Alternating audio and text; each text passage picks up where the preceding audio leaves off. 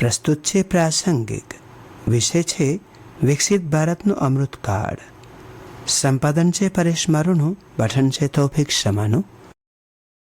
ભારત શાસનના 11 પરિવર્તનકારી વર્ષોનો ઉત્સવ મનાવીએ છીએ ત્યારે આ ક્ષણ એક મીલનો પથ્થર નથી, પરંતુ વિકસિત ભારતના નિર્માણના દિશામાં રાષ્ટ્રની પ્રેરક યાત્રા દર્શાવે છે.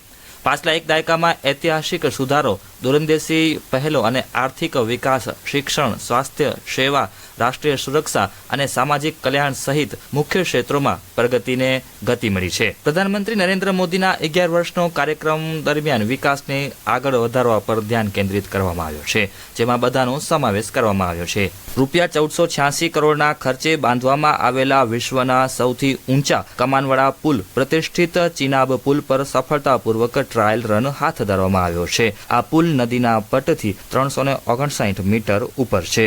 નાગરિકોને સમાન અવસર બનાવવા અને વિકાસના શાસનને મુખ્ય કેન્દ્ર બનાવવાનું કામ કર્યું છે. 2014થી અત્યાર સુધીમાં 4 ગણી એકલવ્ય રહેણાંક શાળાઓને મંજૂરી આપવામાં આવી છે. જનજાતીય ગૌરવ દિવસ આદિવાસી નાયક બિરસા મુંડાને સન્માનિત કરે છે અને આદિવાસી કલ્યાણ અને માળખાગત સુવિધાઓ માટેની પરિયોજનાઓ શરૂ કરવામાં આવી છે. વર્ષ 2014માં સત્તા સંભાળ્યા પછી પ્રધાનમંત્રી નરેન્દ્ર મોદીના નેતૃત્વમાં સરકારે સર્વ સમાવેશકતાને સુનિશ્ચિત કરવા અને કોઈ પણ પાછળ ન રહી જાય તે માટેનું વિકાસ મોડલ આગળ ધપાયું છે. આ વિકાસ મોડલ સમાજના સૌથી હાંસિયામાં ધકાઈ ગયેલા સભ્યો માટે પણ આવશ્યક સેવાઓ, નાણાકીય સમાવેશની પહોંચને સુનિશ્ચિત કરે છે. પ્રધાનમંત્રી ગરીબ કલ્યાણ અન્ન યોજના કેન્દ્ર સરકાર 81 કરોડથી વધુ લાભાર્થીઓને દર મહિને વ્યક્તિ દીઠ 5 કિલો મફત ખાદ્યાન્ન પ્રદાન કરે છે. રૂપિયા 2 લાખ કરોડથી વધુના વાર્ષિક બજેટ સાથે આ યોજનાને ડિસેમ્બર 2028 સુધી લંબાવવામાં આવી છે. હર ઘર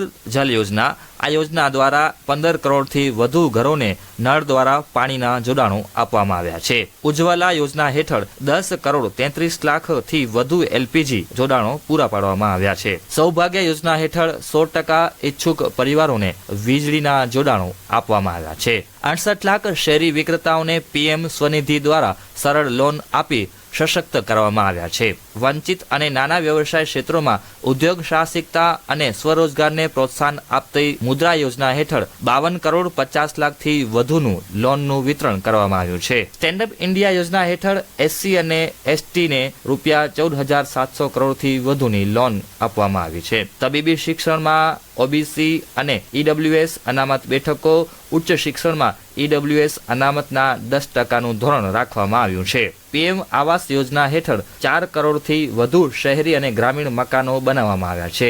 આભા સમગ્ર એબીડીએમ નેટવર્ક ડિજિટલ આરોગ્ય સેવાઓને સક્ષમ બનાવે છે, જેનાથી સારવારમાં સગવડ અને પારદર્શિતામાં સુધારો થાય છે. આયુષ્માન ભારત વયવંદના હેઠળ 58 લાખથી વધુ વરિષ્ઠ નાગરિકોએ રૂપિયા 496 કરોડથી વધુની 2,67,000 કરતાં વધુ સારવારનો લાભ લીધો.